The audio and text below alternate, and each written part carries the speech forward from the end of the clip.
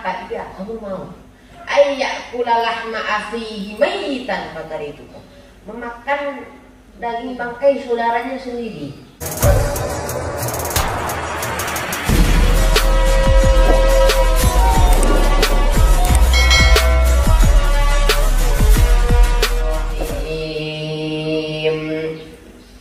Wa qala ba'dul ulama fi atharihi salamatul insan ala hifdzil lisan. Qala Nabi sallallahu alaihi wasallam, man kana yu'minu billahi wal yawmil akhir falyakun khairan aw liyasmut. Shadaqallahul azim wa ballagha rasuluhu an-nabiyul karim wa nahnu ala dzalika minasyahidin wasyakirin walhamdulillahi rabbil alamin. Alhamdulillah, bersyukur kita kepada Allah Subhanahu wa taala yang masih memberikan nikmat sehat dan afiah kepada kita walaupun di tengah pandemi yang berbahaya. Kita berdoa semoga Allah hindarkan kita dari mara bahaya, dari penyakit zahir maupun batin. Amin ya rabbal alamin. Bapak Ibu para hadirin yang dirahmati oleh Allah Subhanahu wa taala, Nabi kita sallallahu alaihi wasallam mengajarkan jikalau ada wabah, jikalau ada penyakit, maka baca dua doa ini. Nah, nanti kita baca sama-sama. Insyaallah. Insyaallah Allah lindungi kita dari penyakit. Insyaallah. Doa yang pertama bisa Bapak Ibu ikuti semua. Bismillahirrahmanirrahim. Semuanya. A'udzu bikalimat Illahi tammati min syarri ma khalaq. Bismillah alladzi la yadurru ma'asmihi syai'un fil ardi wala fis sama' wa huwas sami' al-alim. Kalau pemerintah ada protokol kesehatannya, Nabi juga ada. Jadi protokol kesehatannya yang diamalkan. Kapan dibacanya? Sekarang waktunya.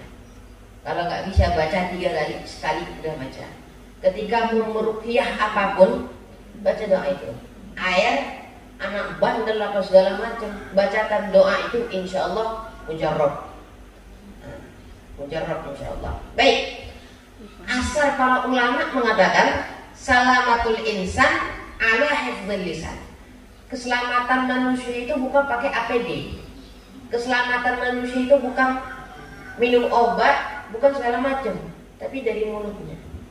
Salamatul insan ala hifdzil lisan. Bagaimana dia bisa menjaga lisannya?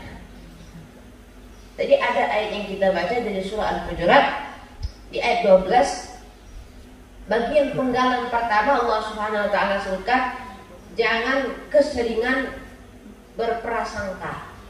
Kalau husnuzon boleh, berprasangka baik boleh, tapi kalau berprasangka buruk jangan dibiasakan. Apa kata Allah? Inna ba'dadh-dhanni itsm. Itsm itu dosa. Kalau pahala ajrun bahasa Arabnya. Di antara yang kita prasangka itu, kita suka su'udzon. Inna ba'dadh-dhanni itsm. Ada dosa di dalamnya. Dan baru di penggalan kedua Allah mengatakan wala tajassasu wala yaghtab ba'dukum ba'dha. Yaghtab di sini ghibah, gosip, membicarakan aib seseorang. Nah, lalu Allah Subhanahu wa taala memberikan ancaman kepada siapapun orang yang ghibah, orang yang gosip. Ayuhibbu ahadukum. Apa iya kamu mau? Ayyakula lahma akhihi maitan itu, memakan daging bangkai saudaranya sendiri. Kita nonton TV, ada acara ghibah, ya kan? Kita ibu-ibu paling sering, bertetangga suka ghibah. Ada tetangga yang urusannya kecil dibesar-besarin, apa ini segala macam dibesar-besarin. Bagaimana mau menjadi wanita salihah sedangkan lisannya belum bisa dijaga, sedangkan perbuatan seperti itu belum bisa dihilangkan? itu sudah dikasih Allah di akhirat seperti ini tadi, memakan daging bangkai saudaranya sendiri. Orang-orang solehin, para ulama, kalau mereka dihibahin, mereka santai. Orang-orang solehin sudah terbiasa dengan hal-hal seperti itu. Tapi mereka bukan melaknat, tapi mendoakan rahmah. Semoga Allah memberikan kebaikan kepada kamu dan segala macam. Orang-orang yang kita hibahin itu, di antaranya pasti ada qalbun, hatinya bersih. Jadi ketika digibahin orang, digosipkan orang, dia sudah biasa. Dia nggak gampang marah, tidak gampang ada hawa nafsu ingin membunuhnya, malah dia mendoakan kebaikan. Banyak kejadian di antara ulama, para salafus shalihin, hal yang seperti itu.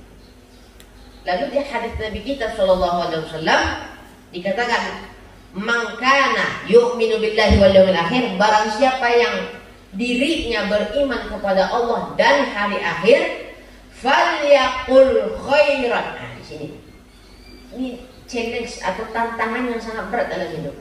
Falyaqul khairan, berkata baik. Masih berat itu. Karena mungkin di antara kita ada yang biasanya berkata kotor, mungkin menyakiti perasaan orang ada. Nah, untuk berkata baik ini nih susah. Falyaqul khairan aw liyasmut, atau diam. Kalau nggak bisa berkata baik, ya diam aja. Nah, ini susah. Tantangan dalam hidup, sholat udah bisa, kalau udah terbiasa. Zakat udah bisa, kalau mau.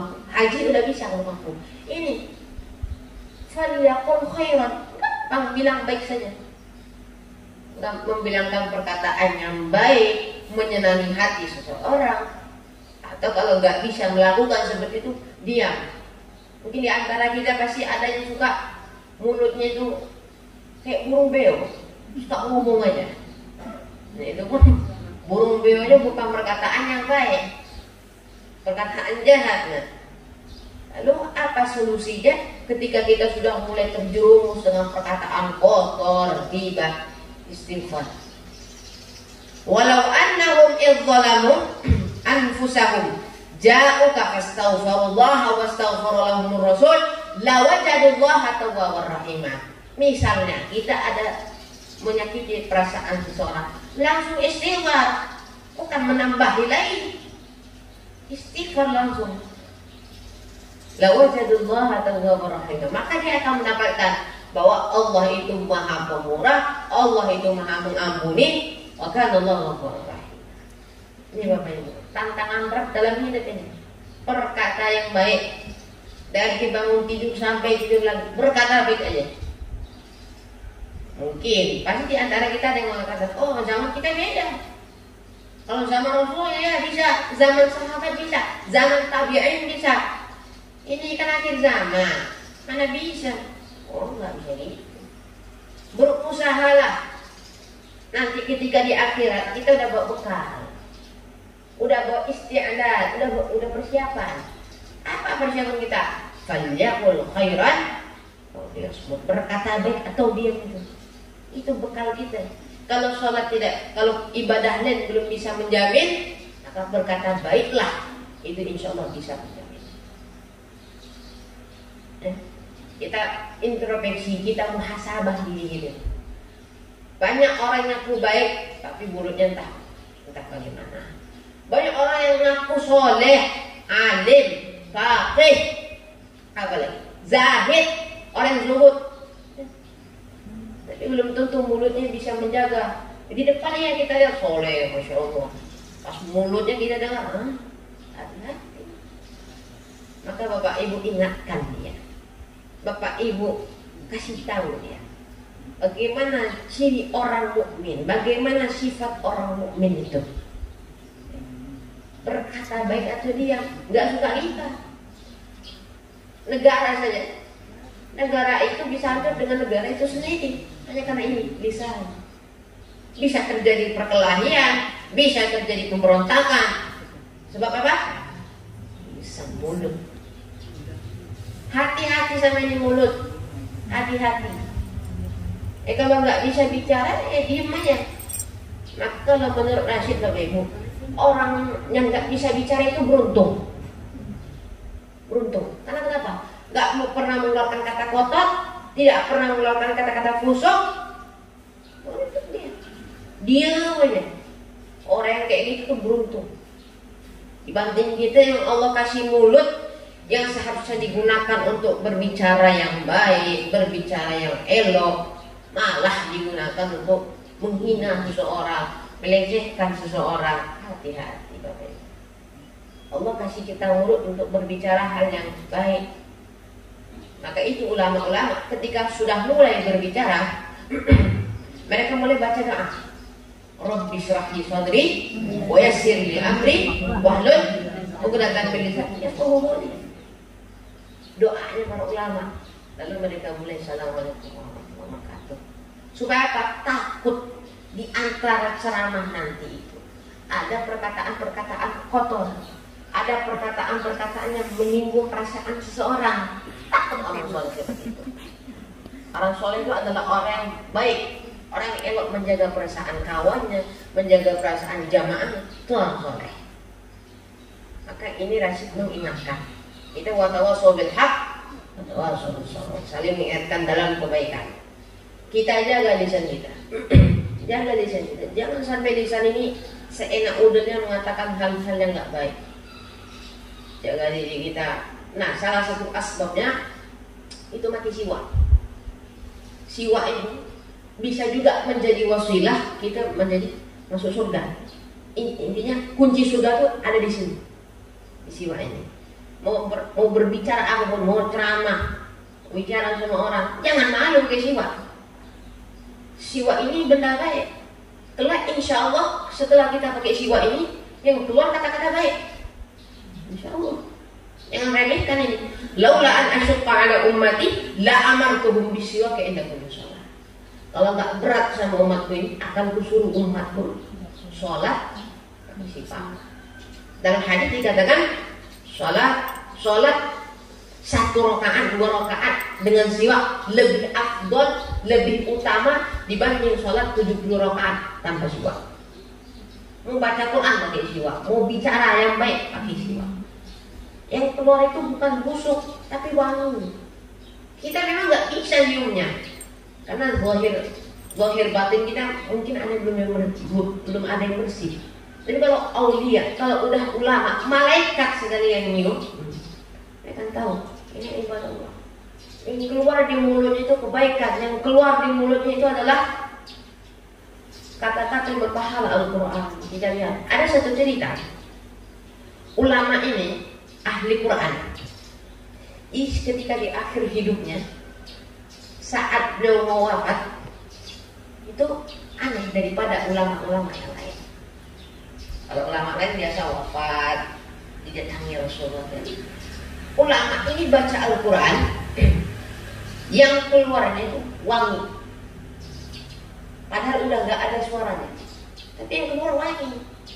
Ini kenapa? Selama hidupnya dia berusaha bisa menjaga lisannya. Di selama hidupnya dia bisa berusaha untuk menjaga muamalah, berinteraksi dengan orang. Berusaha gitu. Nah, ini harus dipertahankan oleh seorang muslim. Kalau ibadahnya nanti di akhirat, dalam satu riwayat dikatakan ada orang pahala sholatnya banyak, pahala zakatnya banyak, pahala hajinya banyak. Nah, tiba-tiba dia bisa berkurang. Apa penyebab berkurangnya itu? Mulutnya belum dijaga. Mulutnya belum dijaga. Gibahnya luar biasa. Maka pahala sholatnya berkurang, hajinya berkurang, semua pahala ibadahnya berkurang. Hanya karena satu, lisan. Menurut sebahagian ulama di kitab Quran surah Ar-Rum ayat 41, di situ ada ayat wa harul fasadu fil barri wal bahri bima kasabat aydin nas. Nah, Abu Bakar menafsirkan ayat ini dengan tafsir hati, bukan tafsir zahir kayak Jalalain atau Tobari. Jadi Abu Bakar menafsirkannya begini. Jadi gini, al-barru ini mulut, al-barru itu mulut, sedangkan al-bahru hati al-bahru itu. Lalu Abu Bakar pun mengatakan kalau si Al-Barru ini, si mulut ini berkata kotor, berkata jelek, berkata yang hal yang tidak baik, berkata kepada hati itu nangis, jiwa itu terluka, tersayat-sayat hatinya karena mulut kita ini. Jangankan orang, hati ini bisa nangis hanya karena satu mulut, hati bisa nangis.